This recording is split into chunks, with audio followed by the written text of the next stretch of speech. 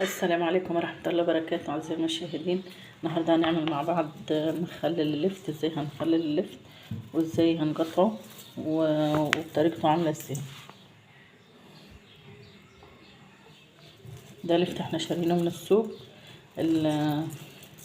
التلات ربطات وبيبقوا مربطينه كده، التلاتة ب10.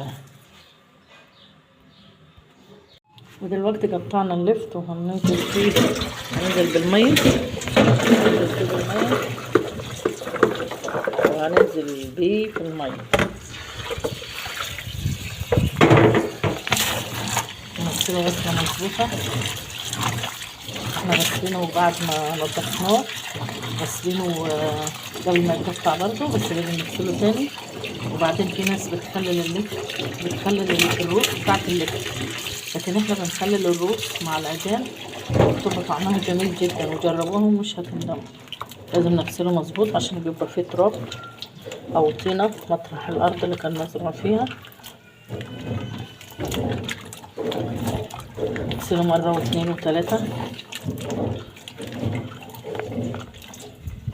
خليكم معايا لما نخلص اللفت والغسيل وهوريكم هنعمل. ودلوقتي بعد ما غسلنا اللفت احنا مش هنحط، لو انت عندك برطمان عادي بتملحيه، تحط ملح وشطة وبعد كده بتفضيه في برطمان. ما عندكيش بتسيبيه في الطبق البلاستيك عادي وبتستخدميه من الطبق البلاستيك، ما فيهاش مشكلة. دي شطة، ما بحطش البنجر ده عشان ما عنديش، عادي بتخلي بدل ملح.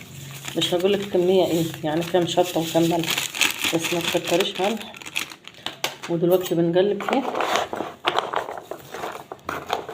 وبنسيبه في الطبق عادي. ممكن تاكلي منه، يعني انا بعمله دلوقتي، احنا لسه بعد صلاة الجمعة، انت ممكن تاكلي منه على بالليل على العشاء كده، او تاكلي منه الصبح.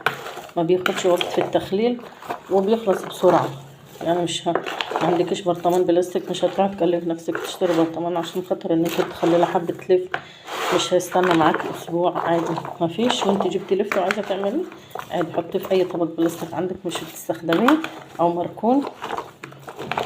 واحنا بنخلل العجانه بتاعه اللفت دي مع الروس بتاعته. في ناس بتخلل الروس بس، مع ان العيدان طعمها بيبقى جميل جدا. يا ريت تجربوه وهيعجبكم ان شاء الله. ما تنسوش الاشتراك في القناه وتدوسوا على زر الجرس عشان يوصلكم كل جديد والاعجاب بالفيديو. السلام عليكم ورحمه الله وبركاته.